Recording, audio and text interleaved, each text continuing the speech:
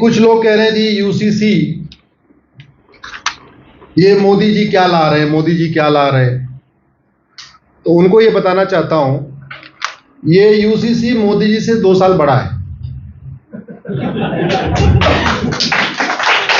मोदी जी की date of birth 17 सितंबर 1950 है, UCC की डेट ऑफ बर्थ 23 नवंबर 1948 है।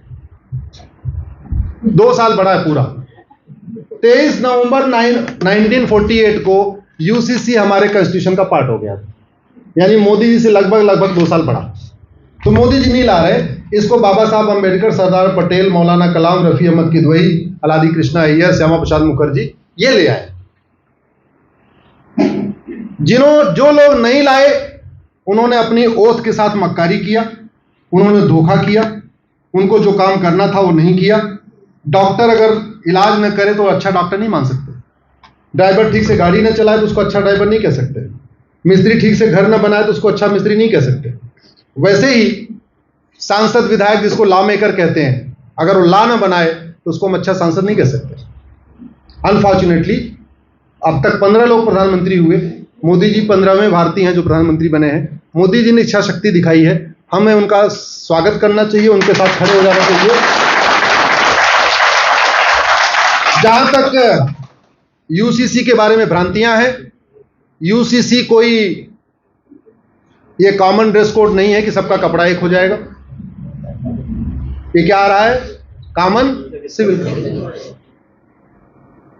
ये कॉमन फूड कोड भी नहीं है कि सबका खाना एक हो जाएगा। ये क्या आ रहा है? कॉमन, जोर से बोलिए जरा। ये कॉमन आइडेंटिटी कोड भी नहीं कि सबकी आइडेंटिटी खत्म हो जाएगी, सबकी आइडेंटिटी एक हो जाएगी। ये क्या आ रहा है? कॉमन। ये कॉमन लैंग्वेज कोड भी नहीं कि सबकी भाषा एक हो जाएगी। ये क्या आ रहा है? कॉमन। ये कॉमन कस्टम कोड भी नहीं आ रहा है कि सबका कस्टम एक हो जाएगा। ये क्या आ रहा है? कॉमन। तो यानी कॉमन सिविल कोड से ना लोगों का कपड़ा बदलेगा, ना लोगों की भाषा बदलेगी, ना लोगों की आइडेंटिटी बदलेगी, ना ये कॉमन प्रेयर कोड भी नहीं आ रहा है कि लोगों की पूजा पद्धति बदल जाएगी। ये कॉमन रिलीजियस कोड भी नहीं आ रहा है कि लोगों का रिलीजन सबका एक हो जाएगा। तो ना कपड़ा बदलेगा, ना रोटी बदलेगी, ना मकान बदलेगा, ना भाषा बदलेगी, ना आइडेंटिटी बदलेगा, ना तीज त्योहार बदलेगा, ना जीवन जीने की तरीका बदलेगा। ये सब कुछ नहीं बदलेगा। विरोधी इसके बारे में ऐसी बातें फैला रहे। एक बैरिस्टर है, वो तो बार बार कह रहा है एचयूएफ का क्या होगा, सुना होगा। वैसे बहुत सारे लोगों को एचयूएफ पहले पता ही नहीं था। जब से उस बैरिस्टर ने बोला आप लोग एचयूएफ को गूगल करके देख रहे हैं एचयूएफ होती क्या है। आप में से कितने लोगों का एचयूएफ अकाउंट है जरा बताइए जरा। 1-2 लोगों का बस। इतनी बड़ी संख्या में 2 परिवारों के पास एचयूएफ अकाउंट है। इनफैक्ट हमने भी नहीं खोला था पहले। बैरिस्टर के बाद हमने सोचा खोल लूं क्या, 5 लाख का फायदा मैं भी ले लेता हूं। पहली बात तो एचयूएफ इनकम टैक्स का पार्ट है, इनकम टैक्स एक्ट में छूट है।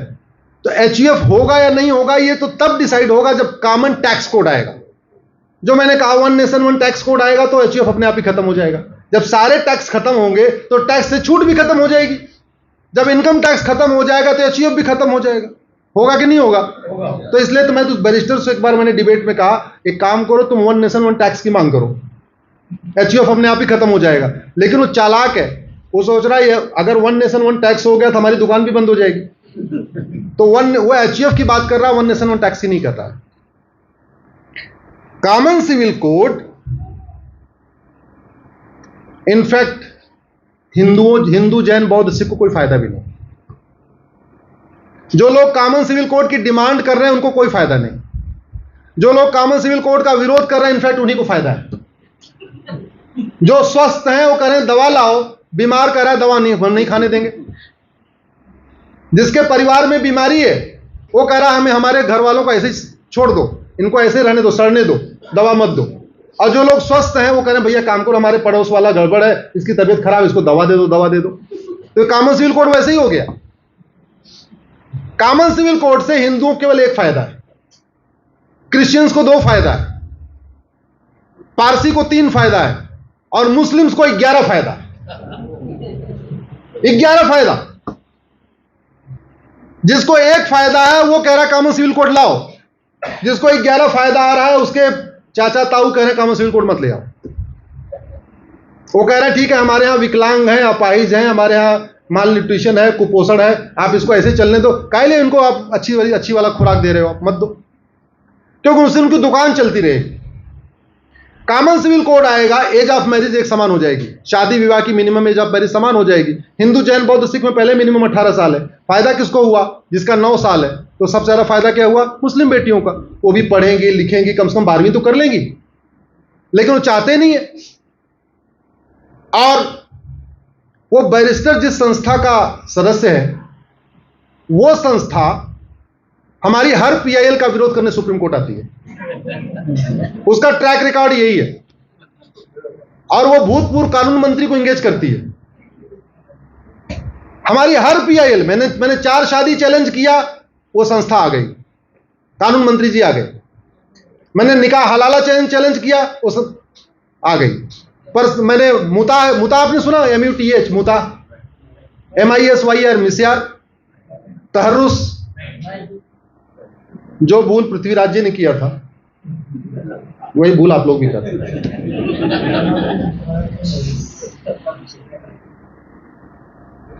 कुछ कुरीतियां भारत में चल रही हैं, वो कुरीतियां कॉमन सिविल कोड से खत्म हो जाएंगी, लेकिन वो कुरीतियां मुस्लिम्स में चल रही हैं।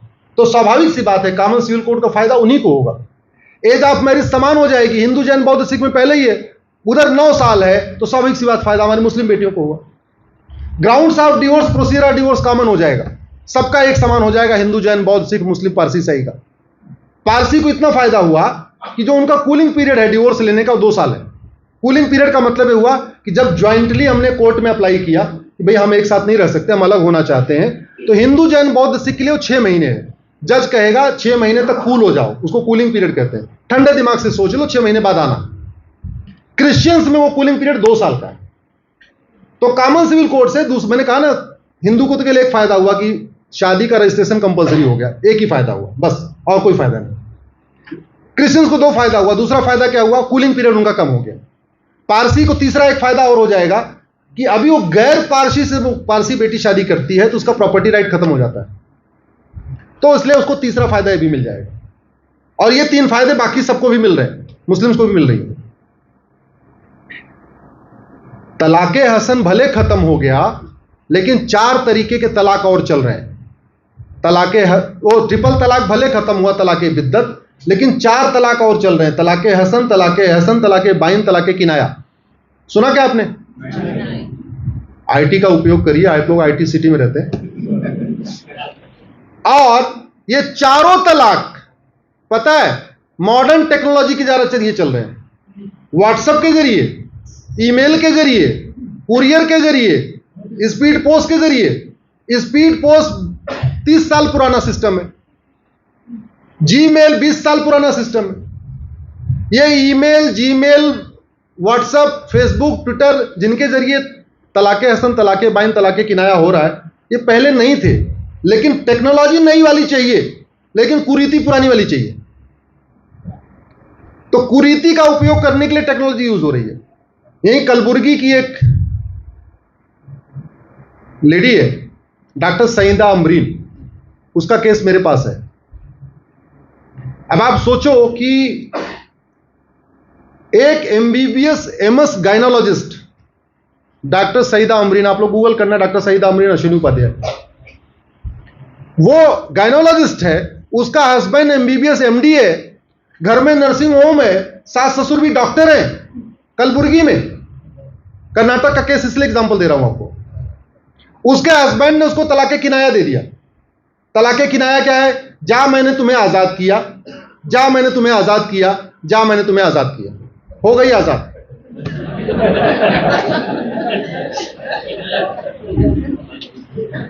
एक और इंटरेस्टिंग केस, आप गूगल करना, बेनजीर हिना अश्विनी उपाध्याय। बेनजीर हिना रिपब्लिक में जर्नलिस्ट है, रिपब्लिक टीवी में, नोएडा में रहती है। मैं गांव देहात का एग्जांपल नहीं दे रहा हूं, मैं आपको वो एग्जांपल दे रहा हूं जिस एरिया में आप रहते हैं, आप समझ सकते हैं। आप उससे ये भी आइडिया लगा लो कि गांव में क्या हो रहा होगा जब शहरों में ऐसा हो रहा, पढ़े लिखे लोग ऐसे काम कर रहे हैं। उसका हस्बैंड एडवोकेट है, उसने उसको 3 चिट्ठी भेजी, नहीं 2 चिट्ठी भेजी, तीसरा तो जीमेल कर दिया, मैं तुम्हें तलाके हसन देता हूं, और उस चिट्ठी पे साइन नहीं है। बिना साइन की हुई चिट्ठी स्पीड पोस्ट से भेज दिया 30 अप्रैल 2022 को, दूसरी भेज दिया 30 मई 2022 को, और फिर 30 जून को जीमेल कर दिया मैं तुम्हें तलाके हसन देता। वो बेटी गई काजी के पास, बोला जी 3 चिट्ठी आई, बोले हाँ तुम्हारा तलाक हो गया। बोले हम कहां जाए, हमारा 8 महीने का बच्चा लेके, बोले तलाक हो गया। पुलिस के पास गई, बोले पुलिस बोले हम तो कुछ नहीं कर सकते जी, आपके शरीयत एक्ट में है ये। बाद में उसने उसको व्हाट्सएप वो पेटीएम यूज किया। पेटीएम कितना पुराना, वो भी 20 साल या 30 साल। पेटीएम पे मेहर की रकम भेज दिया 15,000 रुपए, 5,000 रुपए पर महीने के हिसाब से, 3 महीने मेहर की रकम दी जाती है। 8 महीने का बच्चा अली नाम है उसका, उसको 2,000 रुपए भेज दिया, बोले दूध का खर्चा। 17,000 रुपए में तलाके हसन। मिला किसको, एक पढ़ी लिखी जर्नलिस्ट को, देने वाला कौन, एक एडवोकेट। तो यूसीसी आएगा, ये खत्म हो जाएगा। ग्राउंड्स ऑफ डिवोर्स सबका कॉमन हो जाएगा। बाजपन के आधार पे होगा डिवोर्स तो सबका होगा, नपुंसकता के आधार पे होगा तो सबका होगा, कोड होने पे होगा तो सबका होगा, जो भी ग्राउंड होगा सबके लिए कॉमन होगा। प्रोसीजर ऑफ डिवोर्स भी कॉमन हो जाएगा, सबका कोर्ट के ही थ्रू होगा, सबका कूलिंग पीरियड एक समान होगा, सबका प्रोसेस एक समान होगा। अभी गुजारा भत्ता उसको कितना मिला, तो 3 महीने का 15,000 रुपए। यूसीसी आएगा, उसको भी मेंटेनेंस मिलेगा, जैसे बाकी हिंदू जैन बौद्ध सिख में मेंटेनेंस मिलता है, उसको भी मिलेगा। यूसीसी आएगा, मुस्लिम बेटी को गोद लेने का अधिकार मिल जाएगा। यूसीसी आएगा, मुस्लिम बेटी को एडॉप्शन गार्जियनशिप का भी राइट मिल जाएगा, इक्वल राइट, जैसे हिंदू जैन बौद्ध सिख में है। यूसीसी आएगा, उसको भी सक्सेशन और इनहेरिटेंस, विरासत और वसीयत का इक्वल राइट मिल जाएगा। यूसीसी आएगा, एक पति एक पत्नी का नियम सब पे लागू हो जाएगा। तो हिंदू जैन बौद्ध सिख में तो पहले से लागू है, अगर दूसरा कर लिया भूल से भी 7 साल सजा है। फायदा किसको हुआ, मुस्लिम बेटियों को। और इस पर्सनल लॉ का कैसे मिसयूज होता है, इसका एक क्लासिक एग्जांपल मुझे अभी कुछ दिन पहले पता चला। सबसे कम टाइम में इस्लाम अडॉप्ट करने वाले भारत के 2 महापुरुष जानते हैं आप, कौन है, धर्मेंद्र और हेमा मालिनी। धर्मेंद्र की शादी हो रखी थी, उनको हेमा मालिनी से शादी करना था। दोपहर में 12-1 बजे वो इस्लाम कबूल किए, अब्दुल बन गए, हेमा मालिनी आयशा बन गई, और अगले दिन सुबह घर वापसी कर लिए।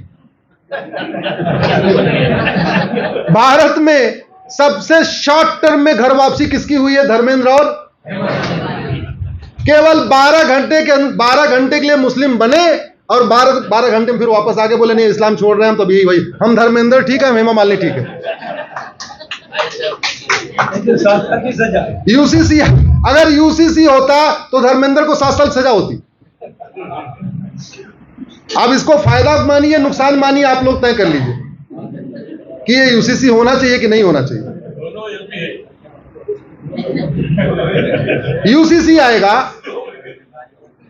माता पिता की देखभाल का अधिकार सबको मिल जाएगा।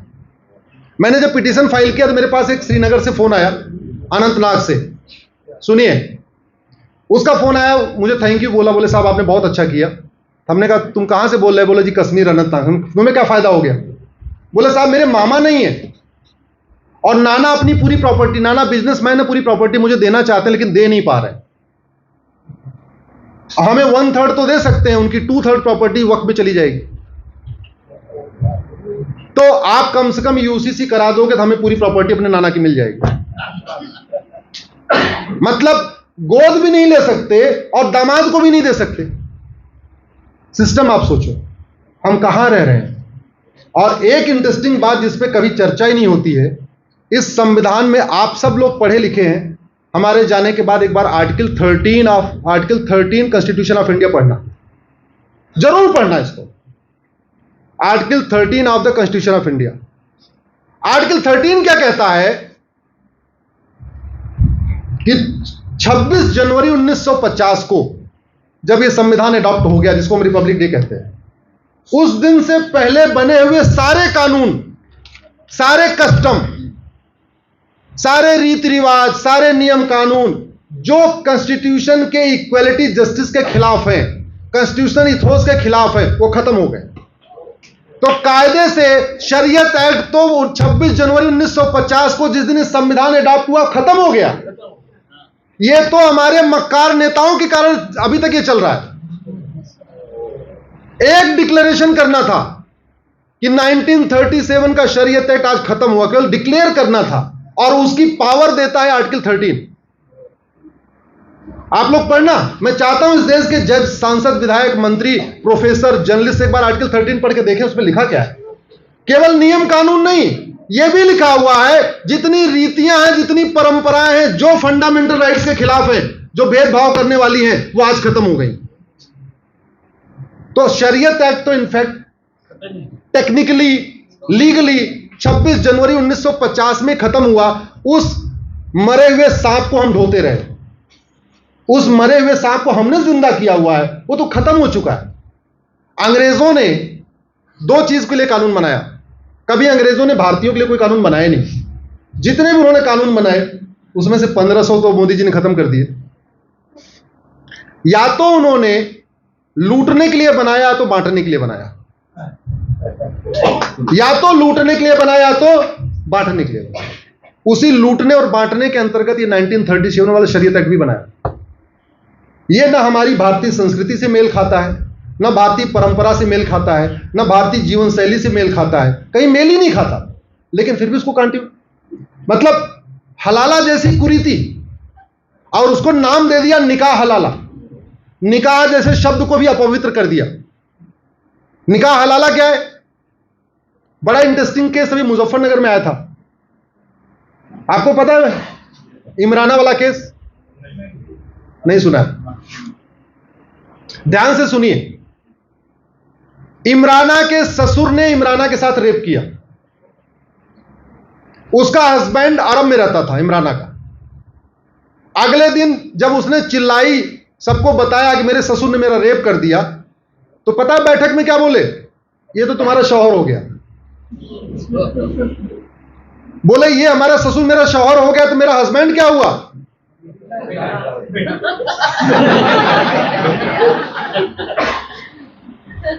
बोले हम अपने अब हस्बैंड के पास कैसे फिर से रहे?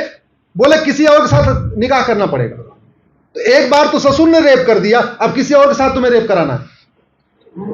एक दिन के लिए किसी और से निकाह करना है, वो तुम्हारे साथ रात में रहेगा, रात गुजारेगा, फिर तुम्हें वो तलाक देगा, उसको निकाह हलाला कहते हैं। फिर तुम्हारा ससुर, तुम्हारा हस्बैंड तुम्हें अडॉप्ट कर सकता है। तो एक बार रेप तो पहले हुआ, एक बार और भी रेप कराना, इसको निकाह हलाला कहते हैं। आप लोग गूगल करना बाद में, मुता, MUTH। मैंने सुप्रीम कोर्ट में चैलेंज किया है और वो मैटर रेफर हो गया, 5 जजों की बेंच को रेफर हुआ है।